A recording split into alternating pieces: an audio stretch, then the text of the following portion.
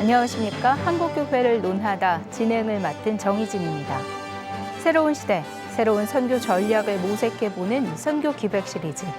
지난 시간에는 비즈니스 그 자체가 선교가 될 수 있는가라는 질문으로 비즈니스 애즈 미션, 뱀의 개념과 역사, 그리고 그 가능성에 대해 살펴봤습니다.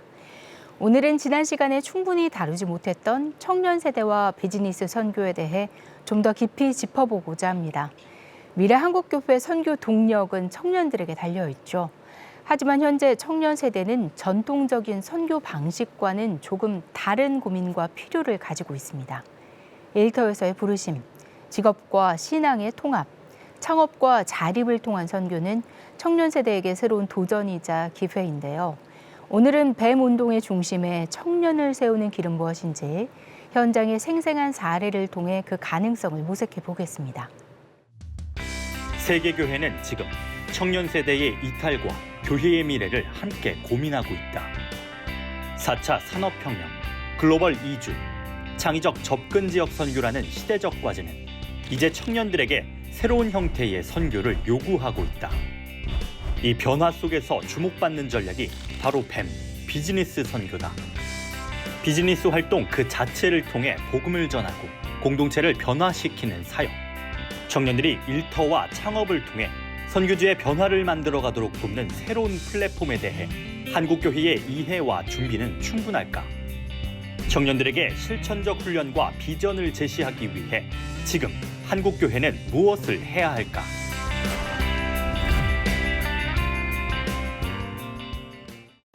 네, 그럼 나와주신 출연자를 소개해드리겠습니다. 뱀 전문단체인 나우미션의 송동호 대표님 자리하셨습니다.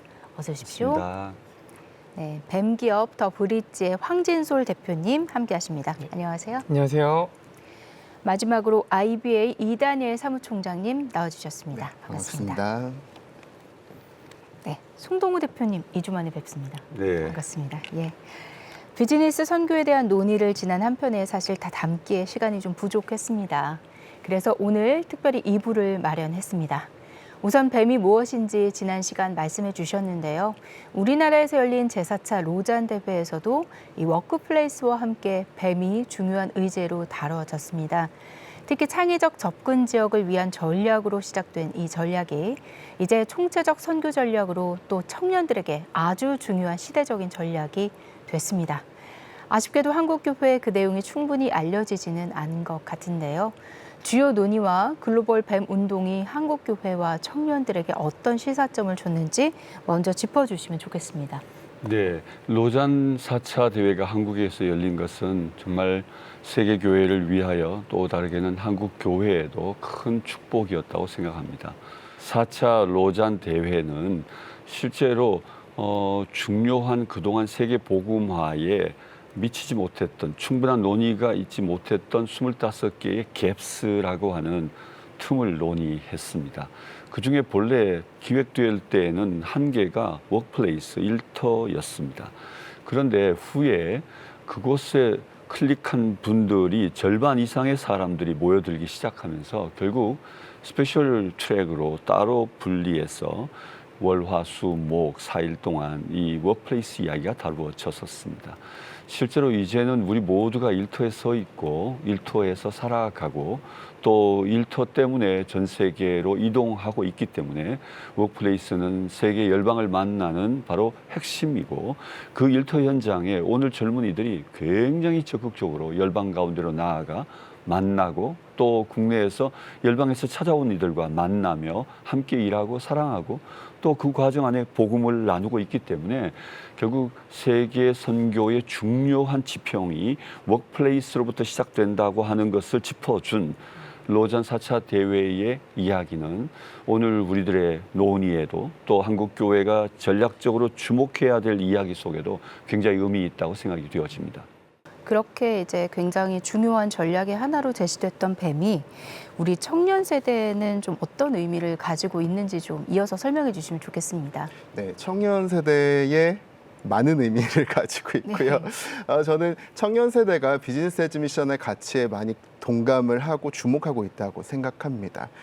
그 왜 그럴까라고 생각을 해봤을 때는 청년 세대 같은 경우는 지금 우리가 겪고 있는 이 시대와 세대의 많은 문제들을 총체적으로 다 온몸으로 받아내고 있거든요. 아까 사람과 사회와 창조 세계라고 말씀드렸는데 사람과 사람이 서로 차별하고 혐오하고 또 싸우고 또 사회와 경제가 양극화되고 부익부 빈익빈지 이런 문제들 그리고 자연환경, 자원, 기후 다 파괴돼서 이런 가운데서 청년들이 우리가 어떤 삶을 살아야 어떤 라이프 스타일을 살아야 되는가 그리고 복음은 이 시대에도 능력이 있는가라는 그런 근원적인 질문을 하는데 비즈니스 에즈 미션의 여러 사례들을 보면은 이 부분에 삶을 통해서 답하고 있는 이들을 많이 보게 됩니다. 그래서 나라도 다르고 사업도 다르지만 이런 사람과 사회와 창조 세계를 총체적으로 회복하는 그런 일들을 청년들이 여러 문헌을 통해서 그리고 발표를 통해서 접하면서 이들이 나도 이렇게 살고 싶어요라고 결단하는 그런 모습을 보게 되는 것이죠. 그래서 앞으로 청년 세대 안에서의 비즈니스 에즈 미션은 더욱더 활발하게 전달되고 또 사라지지 않을까 좀 그런 생각을 하게 되었습니다. 대표님 실제로 하고 계시잖아요. 네. 네, 사회적 기업 더 브릿지를 이끌고 계시는데요. 네. 개발도상국에서 현지인 창업 지원하고 또 청년들이 역량 키워 자립할 수 있도록 돕고 있다고 들었습니다. 네. 네, 대표님 직접 청년 시절에 뱀을 경험하시고 나서 이후에 현재 프로젝트를 계속 이끌고 계신 건데요. 대표님 개인적인 여정과 더불어서 더 브릿지의 청년 창업 지원 사례 소개해 주시면 좋겠습니다. 네, 저는 2013년에 이제 더 브릿지라는 사회적 기업을 창업해서 운영을 하고 있고요. 말씀해 주셨던 것처럼 이제 전 세계 현지 개발도상국 현지 창업가들 육성하고 있습니다. 지금 이제 벌써 10년이라는 시간이 넘게 지나서 62개국의 현지 창업가들을 저희가 양성해 왔고 그렇게 시간이 쌓이다 보니 저희 현지에 한 3,500명의 현지 전문가 파트너들이 생겨나기 시작했어요. 그 사람들은 현지 창업가도 있지만 현지 교수나 공무원 이제 이런 분들이 이제 3,500명 네트워크를 저희가 확보하게 됐습니다. 그러다 보니 이제 한국의 뱀 기업에 관심 있는 청년들이 이제 해외에 창업할 때 저희들을 굉장히 많이 찾아와요. 그래서 저희를 통해서 현지 창업과 혹은 현지 정부나 공무원들과 협력할 수 있는 저희가 그런 장을 만들어주고 현지 창업을 저희가 지원하고 있습니다. 또 좀 최근에 조금 특별하게 최근이라기보다 제가 6년 전부터 이제 아까 목사님 얘기해 주셨던 것처럼 한국에도 이제 많은 이주민들이 생겨나기 시작했습니다. 외국인들이. 첫 번째로 이제 외국인 근로자 분들이죠. 근데 이제 그분들도 한국에 정착하기도 하지만 많은 분들이 또 자국에 귀국하거든요.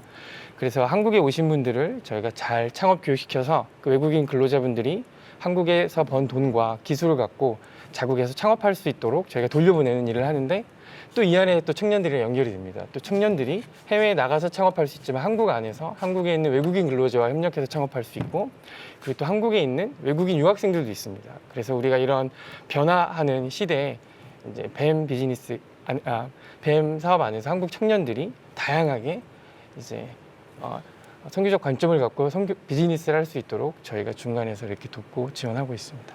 62개국에 3,500명의 창업가들을 만들어냈다는 숫자만 들었을 때 굉장히 어마어마한 일인 것 같은데요. 보는 분들에게도 많은 도전이 될 것 같습니다. 네. 지난 시간 방송에서도 무슬림권에서 네일아트로 선교하는 청년 부부 말씀해 주셨고요. 또 불교권에서 전통 염색으로 환경을 회복한 뱀 창업가 같은 사례를 간단히 소개해 주시기도 했었습니다. 이렇게 다양한 해외 청년 뱀 사례들, 또 청년뿐만 아니라 다양한 뱀 사업가들, 이 사례들이 우리에게 주는 도전 무엇이라고 생각하시는지요? 네, 저는 개인적으로는 오늘 우리 시대가 이미 선교 패러다임이 바뀌었다는 사실을 증명해 주는 하나의 사례라고 생각합니다. 왜냐하면 그동안 우리의 선교는 해외로 나가는 일은 대단히 소수의 특별한 이들의 일이라고 생각했습니다. 그런데 이제 열린 사회가 되었고 세계화에 의하여 우리 모두가 이동하고 있는 시대입니다. 그렇기 때문에 Go or send, 가든지 보내든지 하라라고 하는 모토, 그 옛 모토는 오늘에게는 썩 어울리지 않는다는 사실을 이 사실이 아주 단적으로 보여주고 있죠. 이제는 polycentric world, 다중심 사회 세계 속에서 polycentric mission, 다중심 선교로 전환해야 되는 시대라는 거죠. 다시 말하면 from everywhere, 모든 곳으로부터 to everywhere, 모든 곳을 향하여 by everyone, 모든 사람에 의해서 이루어지는 선교 시대라는 사실을 보여주는 굉장히 중요한 시사점이 있는 포인트라고 생각합니다. 성총재님 또 소개해 주실 만한 좀 사례들이 있을까요? 네, 뭐 저는 그 두 개가 굉장히 대표적인 사례라고 생각을 하고 이제 오히려 그 두 사례를 통해서 우리가 무엇에 주목하면 좋을지 예. 이제 그 도전 포인트를 좀 생각해 봤는데 네. 첫 번째는 우리가 뱀 창업할 때 선교지 현장의 필요, 니즈가 무엇인지를 좀 생각해 보면 좋겠다. 그래서 이 불교권에서 이 천연 염색을 통해서 의류 사업을 하시는 그 공동체 같은 경우도 결국은 원래는 현지인들을 고용해서 비즈니스 선교하는 이제 그 정도만 생각을 하고 있다가 현재 상황을 보니까 이런 화학 그 염색법으로 인해서 현지의 어떤 물과 토양이 오염되어 있는 조금 더 근원적인 현장의 그런 사례들을 보면서 이 문제를 해결하는 비즈니스 에즈 미션 기업이 되어야겠다.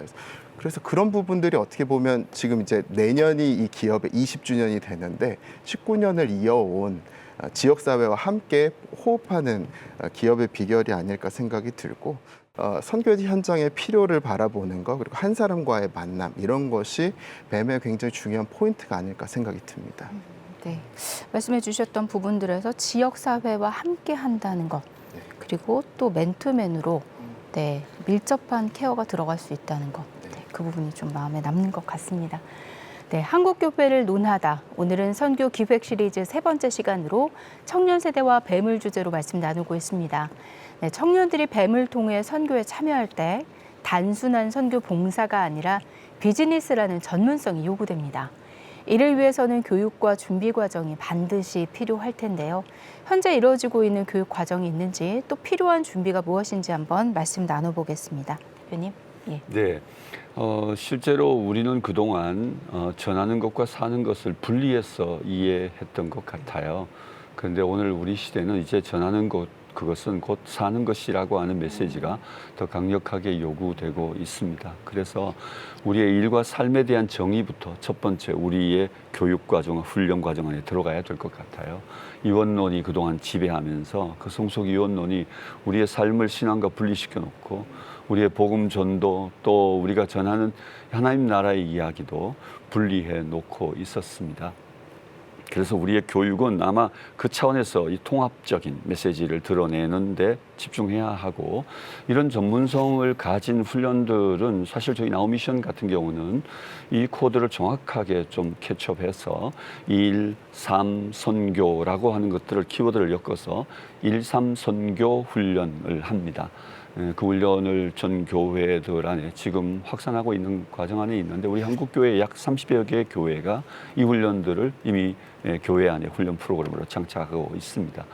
그리고 이 훈련들이 진행되는 과정 안에 저희들이 만나는 변화는 성도들이 자신의 삶과 자신의 일터를 중요한 선교 영역으로 이해한다는 것이죠. 변화된 선교 전략을 이해하고 어떻게 살아야 될지에 대한 구체적 실현들을 시작했다는 겁니다. 이것이 국내에서 이루어질 뿐만 아니라 하나님이 흩어보내시는 열방 가운데서도 동일하게 이루어지고 있다는 포인트죠.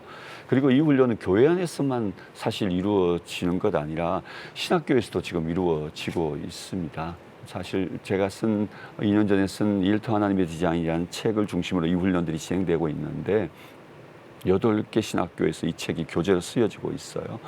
어느 학교 신학교에는 아예 교과 과목이 1, 3 선교라고 하고 진행하고 있고 어느 신학대학에서는 총장님께서 아예 그 파트를 집중적으로 주임 교수가 되셔서 그 일들을 진행하고 있는 것들을 볼 수가 있습니다. 그래서 이것이 이제는 교회 교육을 넘어서 또한 신학교 교육이 되어지는 이유는 결국 신학교 교육을 통하여 교회 리더십들이 이 부분을 충분히 이해하고 이제는 자신들이 직접 교회 안으로 들어가서 교회를 가르치고 세우고 열방으로 파송하는 또는 모든 영역으로 일꾼들로 파송하는 일이 중요하다는 사실을 보여주는 단면이라고 볼 수 있겠죠.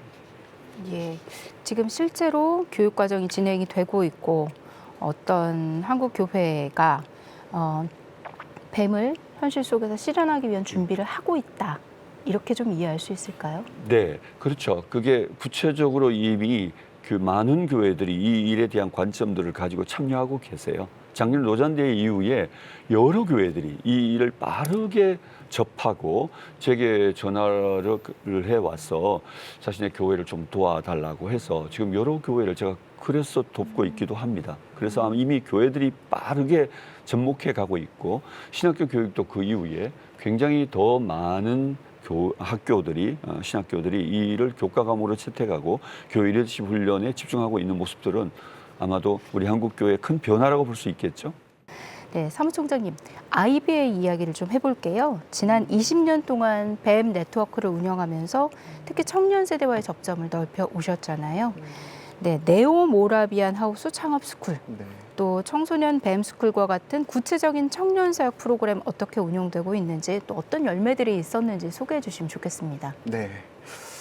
조금 전에 이제 신학교 그 커리큘럼 말씀하셨는데 저도 지금 벌써 이번 학기로 해서 새 학기째 두 곳 신학교에서 비즈니스 에듀 미션 한 학기 수업을 가르치고 있거든요.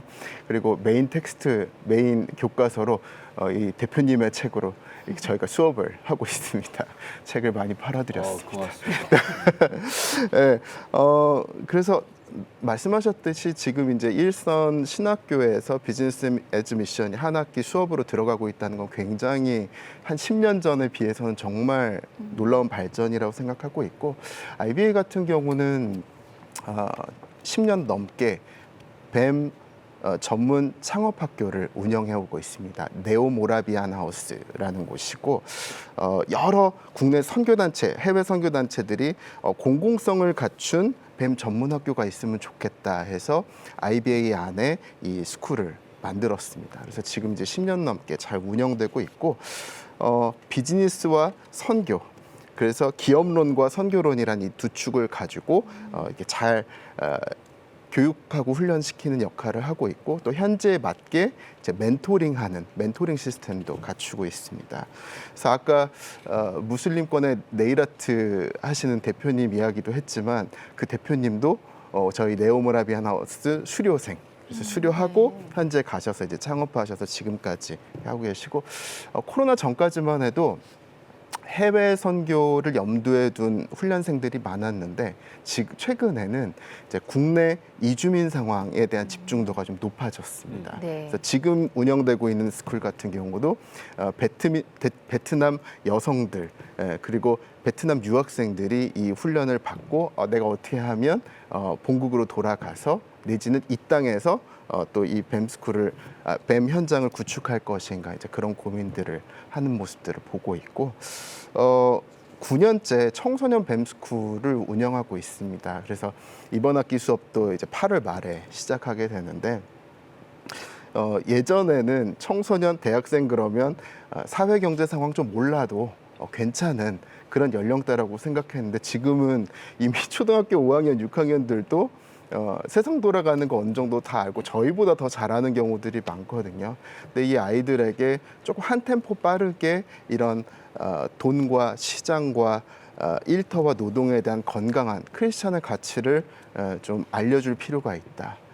그래서 이제 스쿨이 진행되고 있는데 물론 청소년들에게 뱀 이론도 가르치긴 하지만 이 수업의 꽃은 대표님들의 뱀 기업 대표님들의 일터를 찾아가서 대표님들로부터 직강을 듣는 것입니다. 그래서 성수동에 있는 히즈빈스의 임정택 대표님을 찾아가서 저자의 직강을 듣고 또 이번 학기에도 또 예정되어 있지만 이 강남의 더브리지에 학생들이 방문해가지고 또 황진솔 대표님의 직강을 듣고 이런 좀 젊은 세대들을 이제 그저 아이로 대하지 말고 이제 정말 미래 세대를 위해서 무엇을 준비시켜야 할까라는 질문을 놓고 봤을 때 이런 일터 선교, 비즈니스 에듀 미션은 너무나도 중요한 교육 커리큘럼이다. 좀 그렇게 생각합니다. 네, 청년들이 선교와 비즈니스를 결합하려고 할 때 자금, 경험, 네트워크의 부족 같은 현실적인 장벽이 많은 게 사실입니다. 네, 황진솔 대표님, 더브리지는 청년들에게 어떤 실질적인 지원과 멘토링을 제공하고 있는지 또 앞으로는 어떤 플랫폼을 만들고 싶은지 좀 듣고 싶습니다.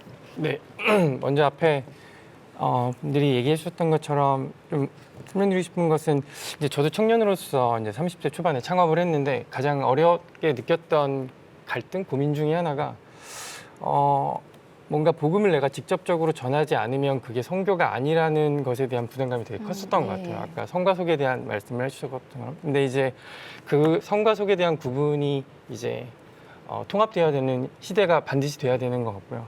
그래서 내가 누군가의 복음을 직접 전할 수 있는 기회가 있다면 그것들을 적극적으로 전해야 되지만 또 지금 이렇게 왜곡된 비즈니스의 세계 그리고 자본주의의 세계에 내가 정직하게 하나님의 원칙대로 일터에서 그리고 창업 안에서 사업을 하는 것만으로도 저는 하나님의 창조 질서를 회복하는 복음이라고 생각하거든요. 그래서 이런 부분에 있어서 균형을 가지고 이제 일터 그리고 이제 뱀 운동이 이제 진행돼야 된다라는 것에 굉장히 공감하고 그것에 대한 어려움을 가지고 있었던 한 명의 청년으로서 지금 청년들이 이제 새로운 창업이나 일터에서 그런 고민들에 있어서 성과 속의 구분을 좀 깨고 좀 자유로워졌으면 좋겠다 이런 마음을 먼저 좀 전달드리고 싶고요.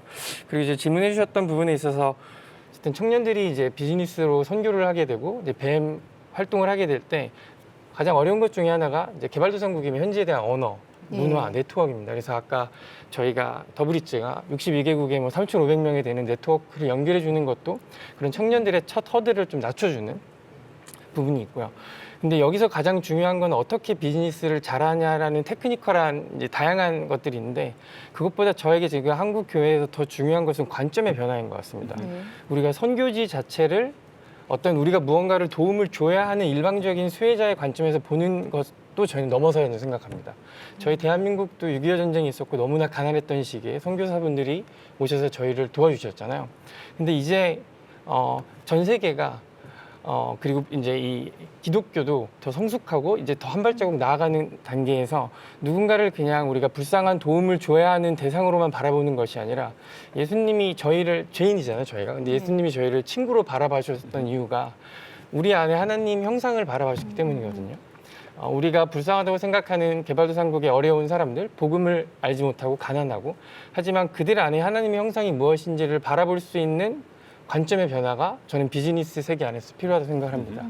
왜 그러냐면 말씀해 주신 여러 장애 요인, 언어적 문제, 그리고 현지의 문화, 현지의 정책 이거는 아무리 우리가 좋은 마음으로 비즈니스 선교사로 나간다고 해도 단시간에 해결할 수가 없습니다.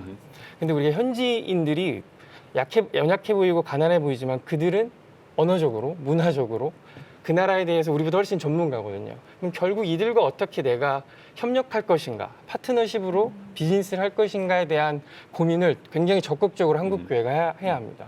한국에 와 있는 외국인 노동자도 마찬가지입니다. 그분들이 한국에서 어려운 업종에서 일하는 가난한 국가에서 온 사람으로만 볼 수 있지만 그 나라에서 선발돼서 우리나라에 왔고 또 그들이 한국의 언어를 배우고 한국의 문화와 또 자본도 축적하잖아요.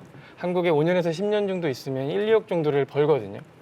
그러면 그분들이 그 나라 돌아가기 전에 한국에서 나의 좋은 파트너와 친구로서 이들을 대한다면 이들과 함께 기존에 상상하지 못했던 새로운 형태의 협력 비즈니스를 창조적으로 할 수 있는 거죠. 그리고 아까 말씀하셨던 비즈니스의 가장 어려운, 개도국에서 가장 어려운 네트워크와 문화와 그 안에서의 현지 장애 요인들을 이런 좋은 사람, 개발도상국 외국인 근로자, 유학생, 또 현지 사람들과 내가 친구, 파트너가 되면서 많은 부분을 해결할 수 있다고 생각합니다. 그래서 이런 관점의 변화, 그리고 그들과의 좋은 파트너가 될 수 있도록 저희는 계속 지원하고 필요한 뭐 자금도 지원하고 교육도 하지만 이런 것들을 지금까지 해오고 있습니다. 네. 예. 모든 뱀 기업이 성공하면 좋겠지만 실패하는 기업들도 있는 게 사실인 것 같습니다. 현장의 어려움들, 고민 참 많으실 것 같은데요. 그중에서도 뱀 기업이 실패하는 가장 큰 이유는 무엇인지 좀 이야기를 나눠보면 좋을 것 같고요. 또 대안은 무엇인지 함께 이야기를 해보면 좋겠습니다. 사무총장님.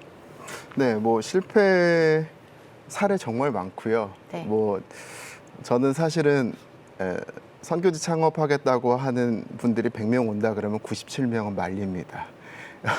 여러 가지 이유가 있기는 하지만 이제 물론 실패하는 부분에 있어서 정말 내가 통제할 수 없는 정말 하염없이 외부의 조건과 상황에 따라서 내가 망하는 경우들도 있어서 그런 것들은 조금 논외로 하고 다만 제일 아쉬운 부분은 비즈니스 전문성이 제일 크지 않을까 생각이 듭니다.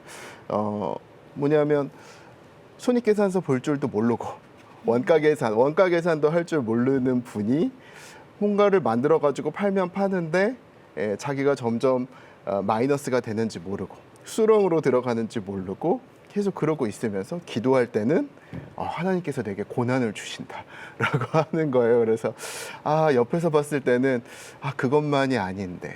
근데 한편으로 또 이런 분들이 있죠. 비즈니스 선교를 하고 싶어 하지만 한 번도 아르바이트 해본 적도 없는.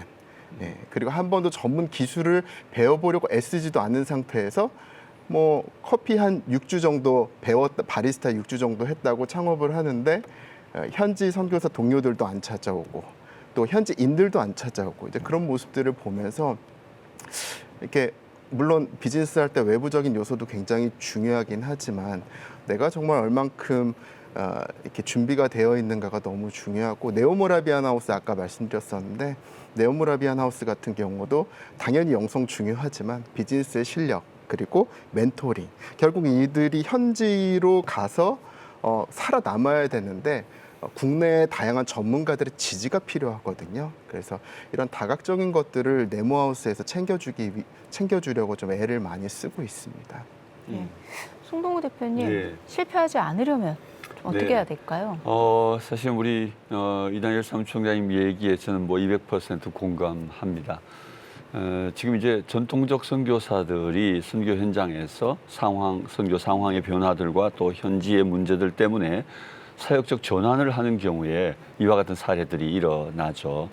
그야말로 우리가 분리한다면 그동안 전통적 선교 영역에선 정말 최선방의 최고의 전문가들이지만 그러나 그분들이 비즈니스 영역에서는 정말 초보이시기 때문에 그 땅을 이해한다고 비즈니스를 할 수 있는 건 아니니까요. 이제 그런 점에서 있어서는 충분한 현장에 대한 이해를 담보로 결국 비즈니스 매니지먼트를 어떻게 할 것인가라고 하는 훈련들이 필요한 거라고 생각합니다. 근데 요즘 이제 저희 단체에서는 조금 이제 변화의 기류가 있습니다. 그건 뭐냐 하면 전통적 선교를 하던 분이 어떻게 제 현장을 뱀 기업을 세워서 풀어갈 수 있습니까? 라고 질문을 해오는 사람들보다는 도리어 비즈니스맨 우먼으로 살아가다가 결국 이제 이 영역 안으로 들어오는 세대들입니다.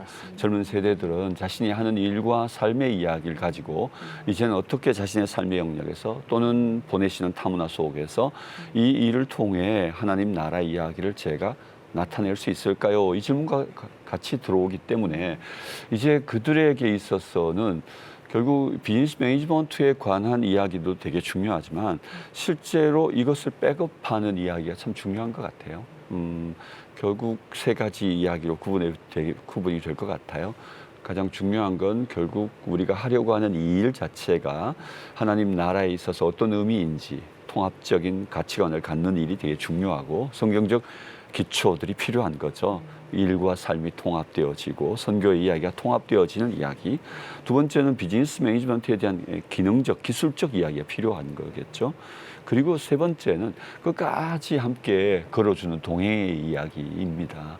그래서 어쩌면 우리 더브릿지 황 대표께서 하신 일 안에도 콜라보레이션과 실제로 뒤에 백업해 주는 이야기가 함께 붙어야 하는 거고 또 저희 단체도 한 선교사를 저희들이 보내는 것에 그치지 않고 끝까지 함께 걸어주는 동행의 이야기와 또 그 현장에서 일어난 문제들을 계속해서 위기 관리를 하면서 함께 백업해 주는 일들인 것 같아요. 이런 일들이 우리 한국에 새롭게 전략적 시작을 하고 있는 비즈니스 선교가 실패하지 않는 길이 되지 않을까 생각합니다. 세 분 모두께 좀 여쭐게요. 청년들이 뱀을 단순한 프로젝트가 아니라 삶의 부르심으로 받아들이게 하려면 교회와 선배 세대, 특히 교회가 어떤 역할을 해야 한다고 보시는지 좀 여쭈고 싶은데요. 이단열 사무총장님. 네, 꽤 오랜 시간 한국 교회가 전체적으로 이 세계 선교에 정말 좋은 기여를 많이 했다고 보고 그래서 지금 여기까지 왔다라고 평가를 하고 한편으로는 조금 이제 앞선 세대의 방식은 선교를 수행함에 있어서 행사이자 프로젝트 단위가 좀 많았던 것 같은데 젊은 세대들 같은 경우는 그보다는 우리 자만추라는 단어가 있잖아요. 자연스러운 만남 추구, 자연스러운 관계성 형성, 그러니까 일과 사역과의 관계성, 또 현지인과의 관계성.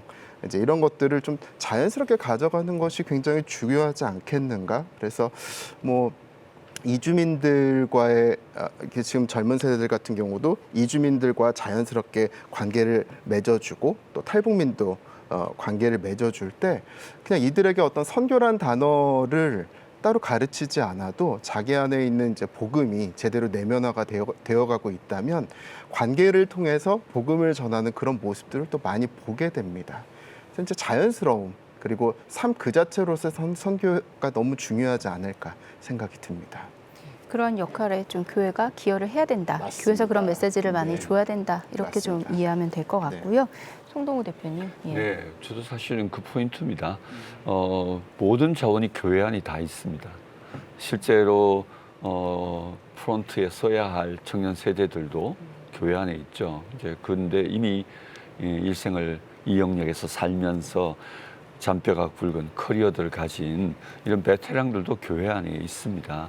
그래서 리더십들이 이 두 세대들의 자연스러운 콜라보레이션을 통해서 더 나은 이야기가 이루어질 수 있다는 사실을 좀 우리가 주목해 보았으면 좋겠습니다. 창업스쿨에 대해서도 사실은 다른 외부적인 어떤 전문화되어져 있는 기관들을 활용하면 좋겠지만 실제 교회 안에서도 얼마든지 가능합니다. 그걸 기획할 수 있는 교수님도 계시고요.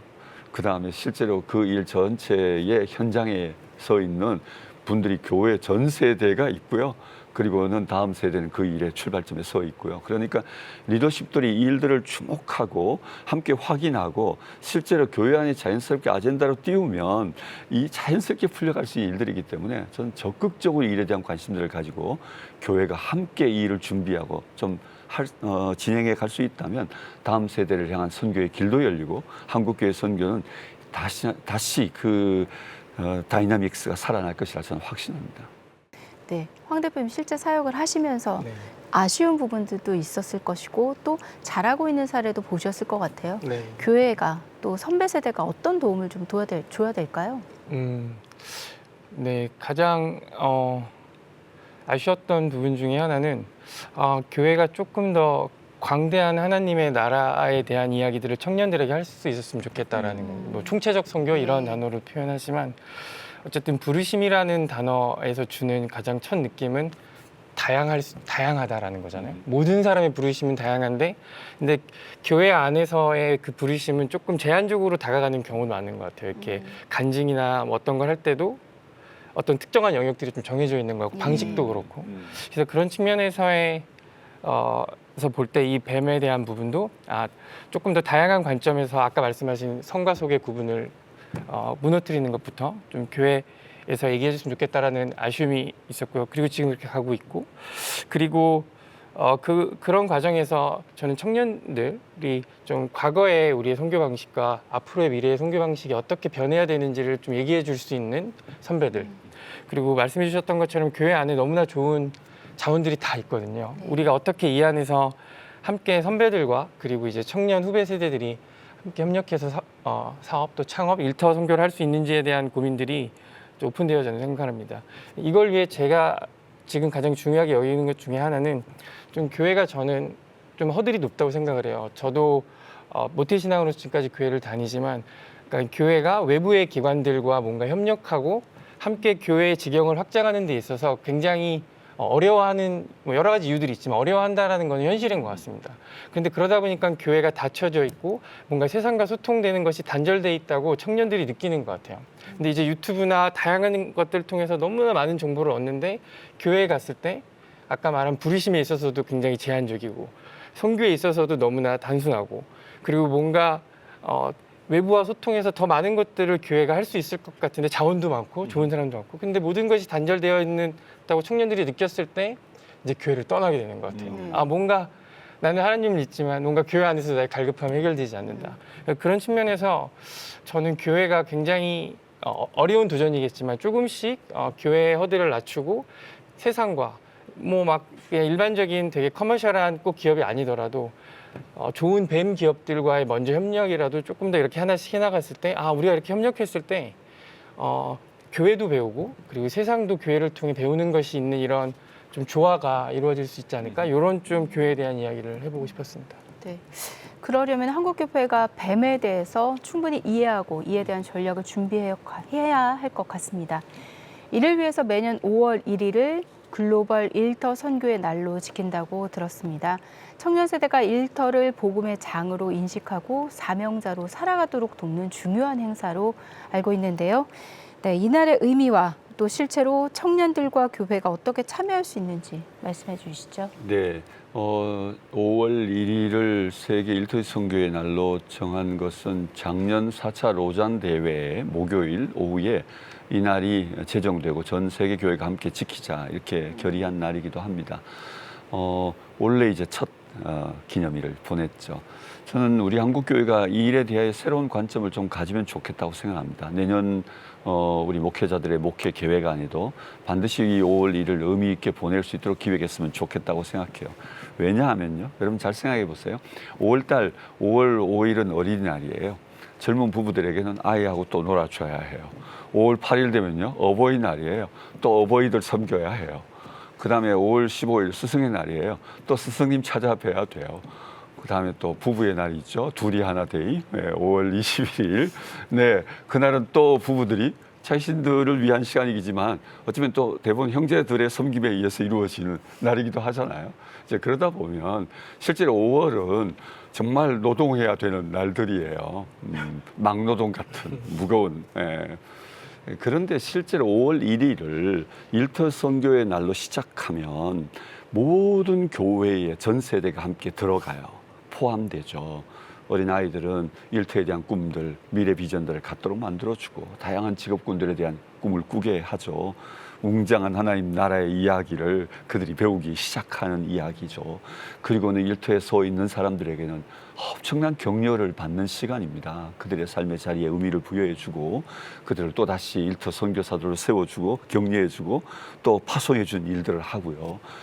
만약 그렇게 5월달을 시작한다면 그동안 우리가 가정의 이야기까지 넘어갔던 교회의 사역이 세상 구석구석으로 우리의 사역이 영향력을 미치게 되어지는 그런 시작점이라고 생각해요. 그래서 글로벌 일터 선교의 날이라고 하는 이 이야기를 단순히 노동자의 날, 뭐 이 정도 이야기에서 그치지 않고 교회가 빠른 시간 안에 목회적 이야기로 받아들이고 적극적으로 이 5월 1일을 만약 목회적 칼렌다에 집어넣어 행동으로 옮기기 시작한다면 저는 우리 세계선교의 굉장히 중요한 전환점이 열리고 물꼬가 터질 거라고 생각해요.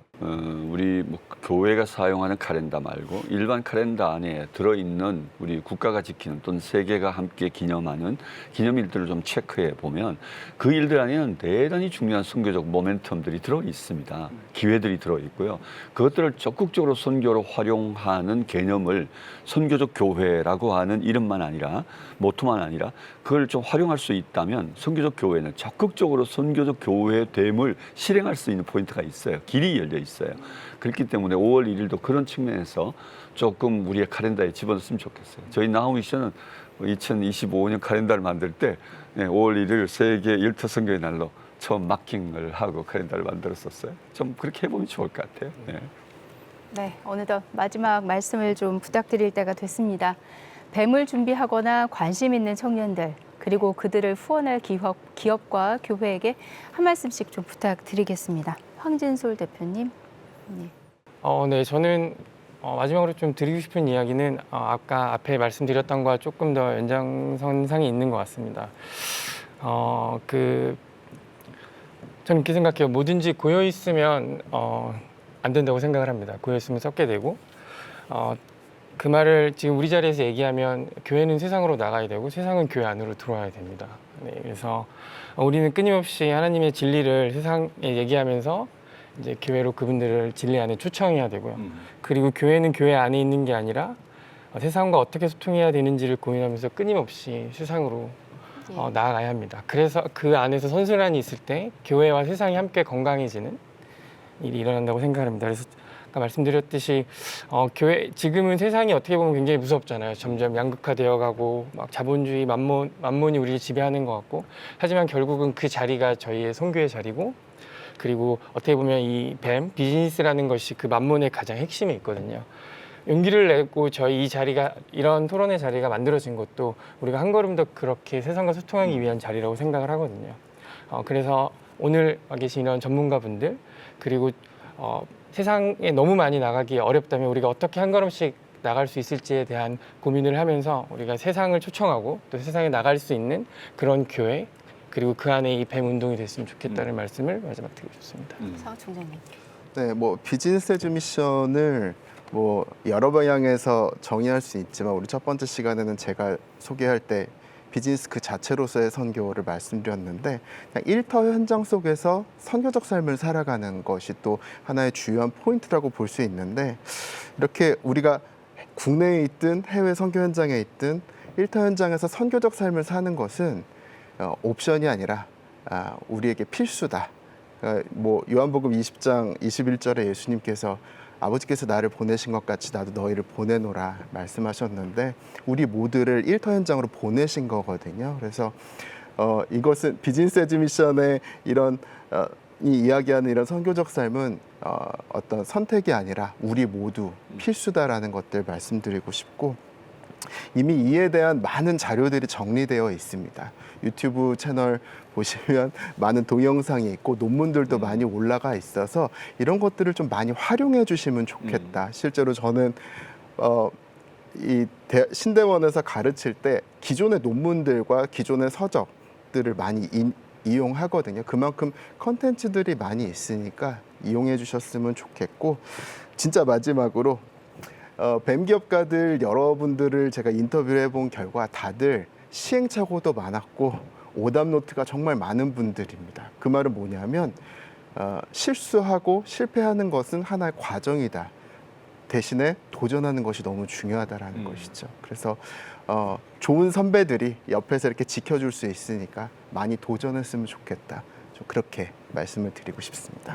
송동호 대표님. 네, 뭐 사천 로잔 대회를 정리한 자리는 아니지만 우리의 선교의 중요한 이정표였기 때문에 저는 다시 한번 언급하고 싶습니다.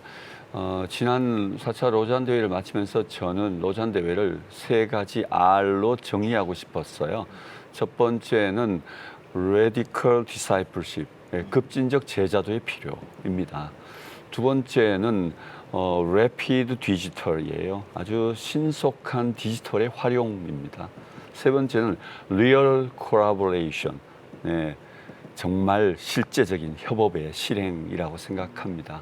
우리가 나누었던 주제도 그러하기도 한데 실제로 뱀이라는 이야기 또는 다음 세대 이야기도 오늘 새로운 세대들 디지털 세대에 태어난 이 젊은이들이 결국 이 디지털의 적극적인 활용과 더불어서 정말 지난 세대와 더불어 협업할 수 있는 콜라보레이션을 진행하고 또 글로벌 세상과 더불어 함께 콜라보레이션 할 수 있다면 우리의 선교 이야기는 그곳에 전하여지는 Radical Discipleship, 그 급진적 제자도에 의해서 강력한 메시지가 될 것이라고 생각합니다. 이제는 일과 삶의 선교 이야기가 연결되어지면서 우리의 일상이 선교가 되는 일상 선교의 이야기가 뱀운동과 더불어서 우리 한국교회 안에 힘있게 좀 퍼져가기를 또 우리 한국교회 지도자들이 이 일에 정말 세심한 관심들을 기울여 주기를 정말 간절하게 요청드리고 싶습니다. 한국교회를 논하다 선교기획 시리즈 오늘은 비즈니스 선교 2번째 시간으로 함께했습니다. 뱀은 세계교회가 주목하는 전략이자 선교에 대한 새로운 접근입니다. 삶과 일터에서 하나님 나라를 세우는 선교적 여정, 그 길에 한국교회와 우리 모두가 동행하기를 소망하며 한국교회를 논하다 오늘 순서 마칩니다. 함께해 주신 여러분 감사합니다.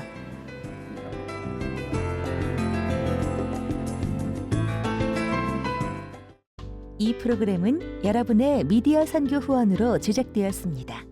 선교는 사명, 후원은 동역. 당신도 복음을 전할 수 있습니다. 선교 후원 02-6333-1003번